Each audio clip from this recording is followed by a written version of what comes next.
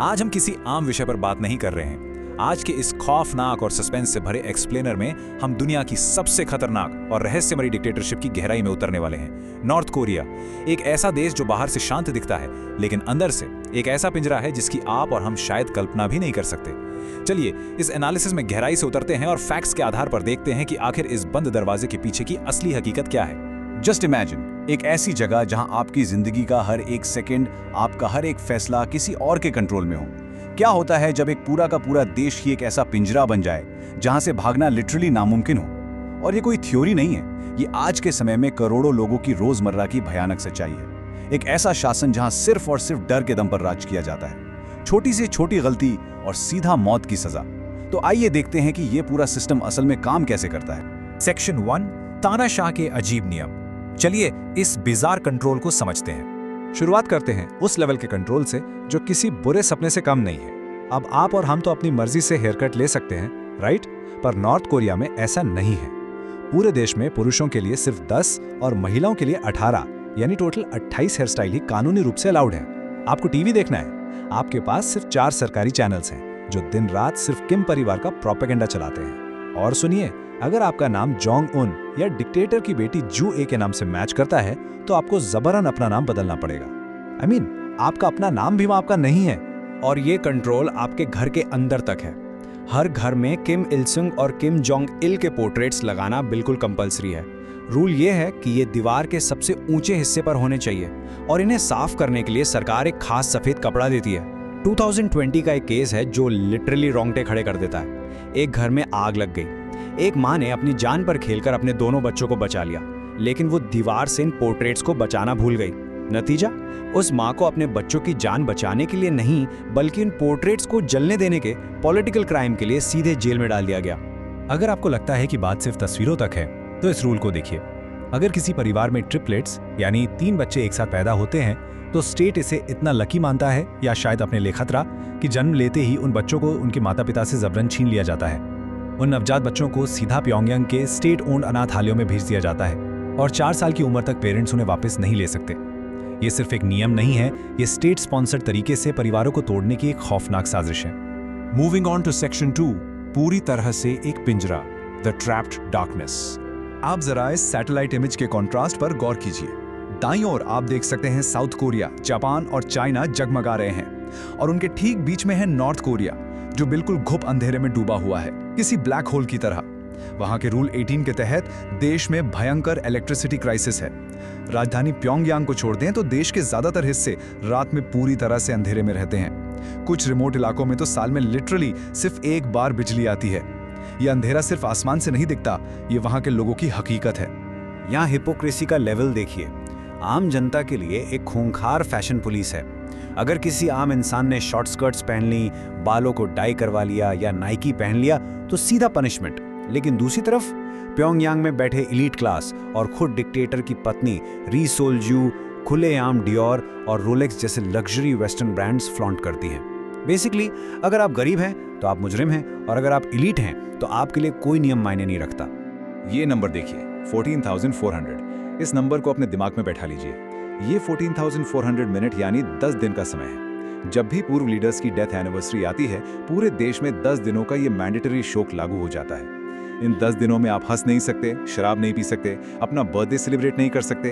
और सबसे भयानक बात, अगर इन 10 दिनों के बीच आपके अपने घर में किसी की मौत हो जाए तो आपको जोर से रोने की इजाजत भी नहीं है। ऐसा करने पर सीधा डेथ सेंटेंस। आपकी फीलिंग्स पर भी गवर्नमेंट का ही कंट्रोल है। सेक्शन 3, पीढ़ियों की भयानक सजा, जहां सजा सिर्फ मुजरिम तक नहीं रुकती।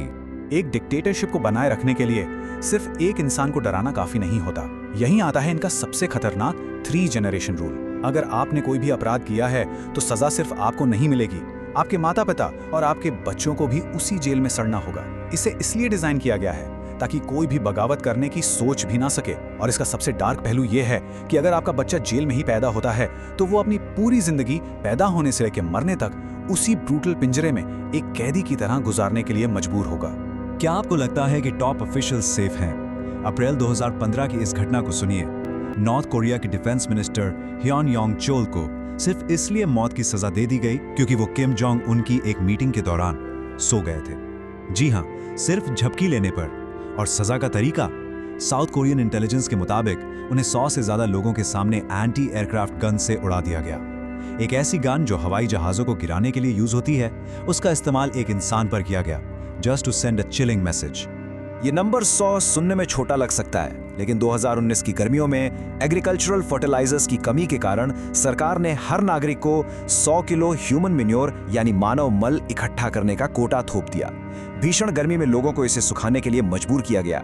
बीमारियां फैलने लगी, भयानक बदबू, लोग डेस्परेट हो गए और जो अपना कोटा पूरा नहीं कर पाया उसे जेल का सामना करना पड़ा।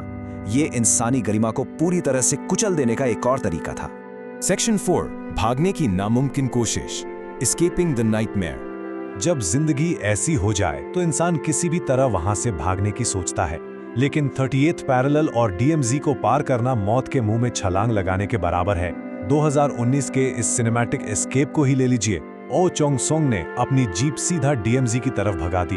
अचानक टायर फटता है, गाड़ी क्रैश होती है।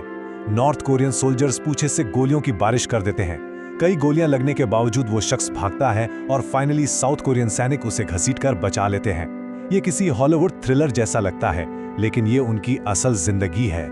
और ये बिल्कुल हाल ही की घटना है, दिसंबर 2023 की। सेलर किम और उनका परिवार, इन्होंने समंदर के रास्ते भागने के लिए जानबूझ के एक तूफानी रात चुनी। उनके साथ उनकी प्रेग्नेंट पत्नी थी। बच्चों को आवाज करने से रोकने के लिए उन्हें नींद की दवा देकर बोरी में डाल दिया गया।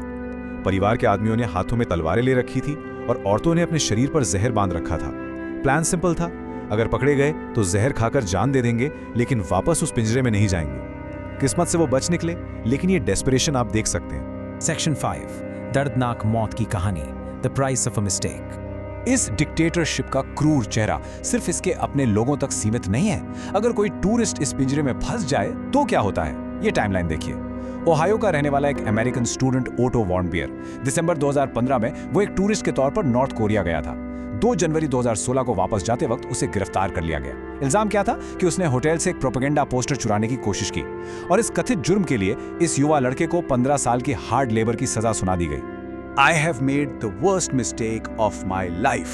ये उस नकली और फोर्स्ड कन्फेशन का हिस्सा था जो ओटो से कैमरों के सामने रो रो कर बुलवाया गया।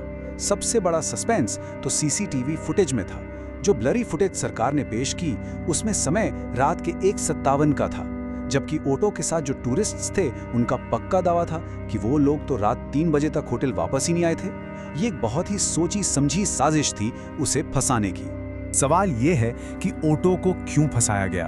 रिपोर्ट से पता चलता है कि ओटो की गिरफ्तारी के कुछ ही दिन बाद किम जोंग उन ने अपने न्यूक्लियर टेस्ट किए थे। ओटो को लिटरली एक पॉलिटिकल मोहरे की तरह यूज किया गया ताकि दुनिया का ध्यान भटकाया जा सके।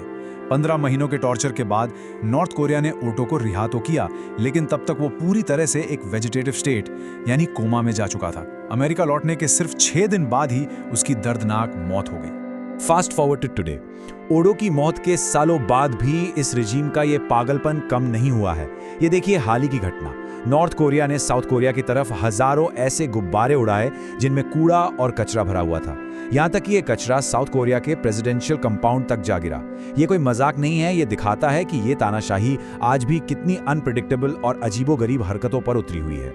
और ये हमें हमारे अंतिम और सबसे चुभने वाले सवाल पर ले आता है। एक ऐसा देश जो अपने ही लोगों से लेकर बाहरी टूरिस्ट्स तक किसी की भी जान एक पल में ले सकता है, जहां सांस लेना भी सरकार के मूड पर डिपेंड करता है। इतने क्रूर और अप्रत्याशित शासन में इस खौफनाक पिंजरे का अगला शिकार कौन होगा? क्या ये पिंजरा कभी टूटेगा? ये एक ऐसा सवाल है जो हम सबको सोचने पर मजबूर कर देता है। इस एक्सप्लेनर से जुड़ने के लिए आपका बहुत बहुत धन्यवाद। चीजों को ऐसे ही गहराई से समझते रहिए और मैं मिलूंगा आपसे अगले एनालिसिस में।